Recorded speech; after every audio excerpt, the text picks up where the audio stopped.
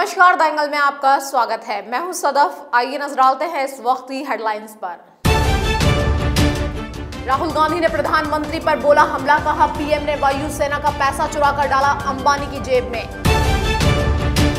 लोकसभा चुनाव के लिए आपने कसी कमर, दिल्ली की 6 सीटों पर घोषित किए उम्मीदवारों के नाम। मुख्यमंत्री अशोक गहलोत ने की राज्य स्तरीय गौरक्षा सम्मेलन में शिरकत, कहा रजिस्टर्ड सरकारी गौशालाओं को बढ़ाया जाएगा अनुदान।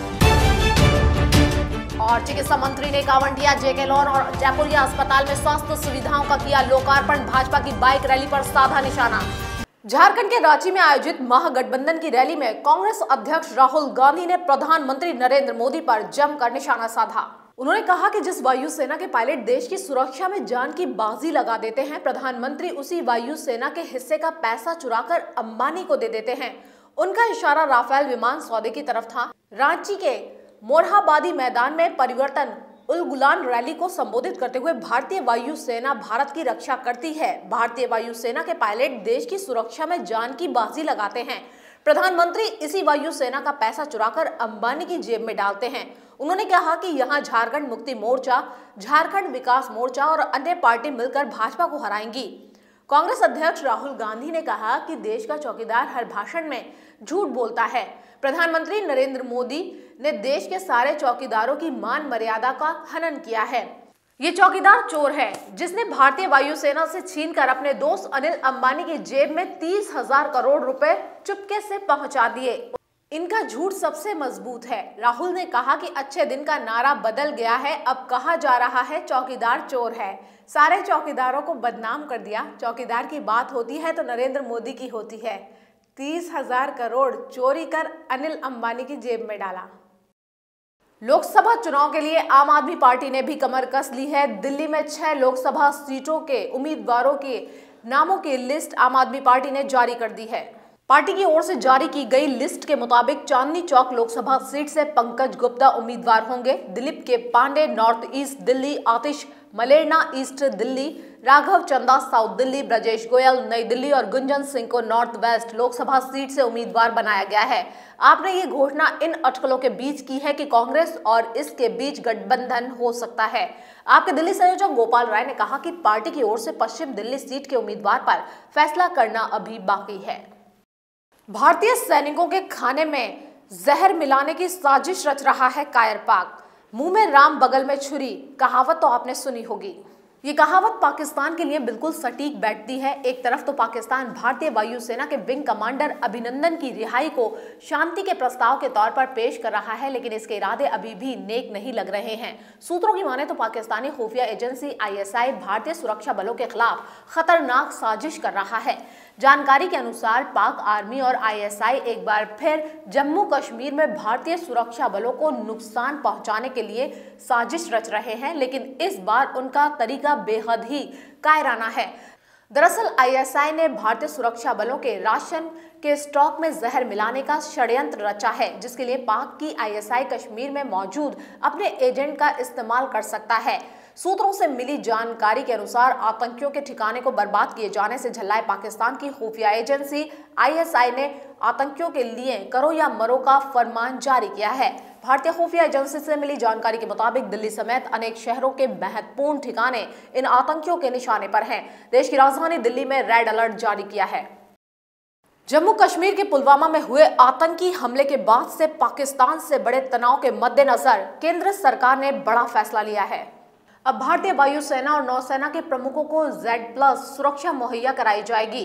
अधिकारियों ने ये जानकारी दी है। पाकिस्तान के साथ बड़े तनाव के मद्देनजर वायुसेना प्रमुख एयर मार्शल BS धनोआ और नौसेना प्रमुख एडमिरल सुनील लांबा ने संभावित खतरे की गहन समीक्षा के बाद ये निर्णय लिया। एक सरकारी अधिकारी ने कहा कि दोनों सेनाओं के प्रमुखों को Z+ श्रेणी की सुरक्षा दी जाएगी। सेना प्रमुख जनरल विपिन रावत को पहले ही Z+ सुरक्षा मिली हुई है। गौरतलब है कि जम्मू कश्मीर के पुलवामा में 14 फरवरी को पाकिस्तान समर्थित आतंकी संगठन जैश-ए-मोहम्मद ने केंद्रीय रिजर्व पुलिस फोर्स के काफिले को निशाना बनाया था। इस आत्मघाती हमले में CRPF के 40 जवान शहीद हुए थे। इसके बाद से ही पाकिस्तान के साथ आतंकवाद को लेकर तनाव कायम है। जम्मू कश्मीर के कट्टरपंथी संगठन जमाते इस्लामी पर बैन के खिलाफ पूर्व मुख्यमंत्री और पीडीपी नेता महबूबा मुफ्ती सड़क पर उतर आई हैं। पीडीपी वर्कर के साथ मिलकर श्रीनगर में उन्होंने केंद्र सरकार के खिलाफ विरोध प्रदर्शन किया। पूर्व मुख्यमंत्री महबूबा ने इससे पहले ट्वीट किया था कि लोकतंत्र विचारों का संघर्ष होता है, ऐसे में जमाते इस्लामी पर पाबंदी लगाने की दमनात्मक कार्रवाई निंदनीय है। ये जम्मू कश्मीर के राजनीतिक मुद्दे से निपटने की भारत सरकार की पहल का एक अन्य उदाहरण है। उन्होंने कहा, जमाते इस्लामी से भारत की सरकार इतनी असुविधाजनक क्यों है? कश्मीरियों के लिए अथक परिश्रम करने वाले एक संगठन पर प्रतिबंध लगा दिया गया है। क्या अब बीजेपी विरोधी राष्ट्र विरोधी हो रहा है? व्यवसायी रॉबर्ट वाड्रा को दिल्ली के पटियाला हाउस कोर्ट से मनी लॉन्ड्रिंग मामले में राहत मिली है।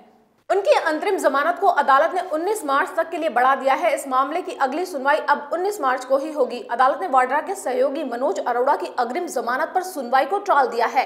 प्रवर्तन निदेशालय ने वाड्रा को मनी लॉन्ड्रिंग से संबंधित दस्तावेजों की कॉपी सौंप दी है। इससे पहले 27 फरवरी को ईडी ने मनी लॉन्ड्रिंग मामले में वाड्रा को पूछताछ करने के लिए अपने दफ्तर बुलाया था। पिछली सुनवाई के दौरान अदालत ने ईडी को निर्देश दिए थे कि वे मनी लॉन्ड्रिंग के मामले में वाड्रा को उनके कार्यालय से पिछले साल जब्त किए गए दस्तावेजों की प्रति मुहैया कराएं।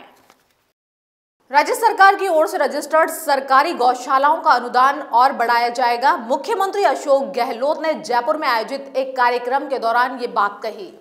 राजस्थान की अशोक गहलोत सरकार पूरी तरह एक्शन में है। आम जनता की सुविधा के लिए गहलोत सरकार ने अपने अब तक के कार्यकाल में जो घोषणा की थी उनको अमली जामा पहनाना शुरू हो गया है।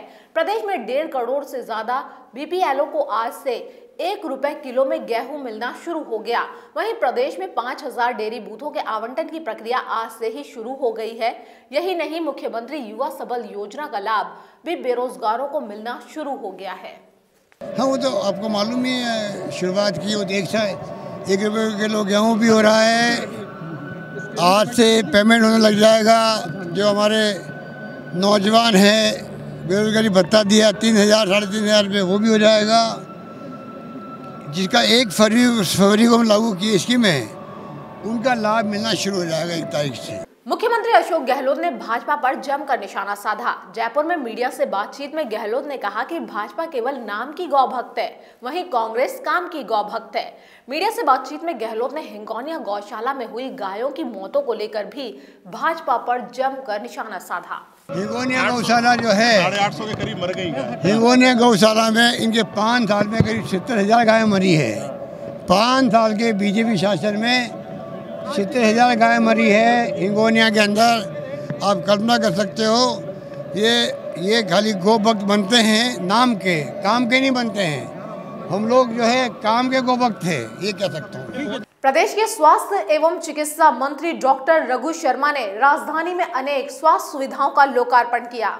चिकित्सा मंत्री डॉक्टर रघु शर्मा और परिवहन मंत्री प्रताप सिंह खाचरियावास ने कावंटिया चिकित्सालय में वातानुकूलित ऑपरेशन थिएटर एवं लेबर रूम का शुभारंभ किया। साथ ही अस्पताल में बिजली सप्लाई सुनिश्चित करने के लिए 320 केवीए के नए जनरेटर सेट स्थापित किया है। इन तीनों कार्यों पर लगभग 1.25 करोड़ की राशि व्यय की गई है। इसी तरह डॉक्टर रघु शर्मा ने जेके लॉन अस्पताल में मरीजों के रजिस्ट्रेशन एवं मरीजों के परिजनों के बैठने के लिए आधुनिक सुविधाओं से युक्त रजिस्ट्रेशन कम प्रतीक्षालय का शुभारंभ किया। इस रजिस्ट्रेशन कम प्रतीक्षालय का निर्माण पर 42 लाख रुपए की लागत आई है। इसी के साथ चिकित्सा मंत्री ने जयपुरिया अस्पताल के द्वितीय तल पर 1.25 करोड़ रुपए की लागत से बने 44 बिस्तर क्षमता वाले शिशु रोग वार्ड का शुभारंभ किया। विजनरी चीफ मिनिस्टर आदरणीय अशोक गहलोत जी के आभारी हैं कि उन्होंने जब पिछले टेन्योर में जब वो चीफ मिनिस्टर थे, उन्होंने 406 करोड़ रुपए RUHS इसको बनाने के लिए दिए और ये मूर्त रूप ले चुका है। ये अस्पताल इससे एफिलिएट किया गया। 100 बेडेड अस्पताल था, 300 बेड करके गए और आज 500 बेडेड है ये।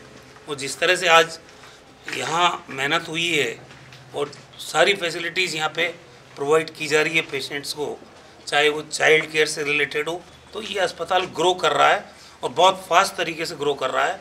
भाजपा की विजय संकल्प यात्रा पर पूछे गए प्रश्न पर चिकित्सा मंत्री ने निशाना साधा है। उन्होंने कहा कि ये भाजपा का चुनावी शगुफा है। चुनाव पास आते ही भाजपा ऐसी रैलियां निकालने लग जाती है। देखिए, चुनाव में तो सभी अपना अपना काम करते हैं, हम भी करेंगे। उनको अपना काम करने दीजिए, हम अपना काम करेंगे। ये चुनाव, मैं ये कहता हूँ हर बार कि चुनाव इस देश में विकास के मुद्दे पे होने चाहिए। मुद्दा भटकाने के लिए मास्टर है बीजेपी। कभी वो गाय की पूंछ पकड़ते हैं, कभी वो राम मंदिर का नारा लाते हैं। और इसी के साथ इस बुलेटिन में इतना ही। खबरों का सिलसिला लगातार जारी रहेगा। आप बने रहिए हमारे साथ। नमस्कार।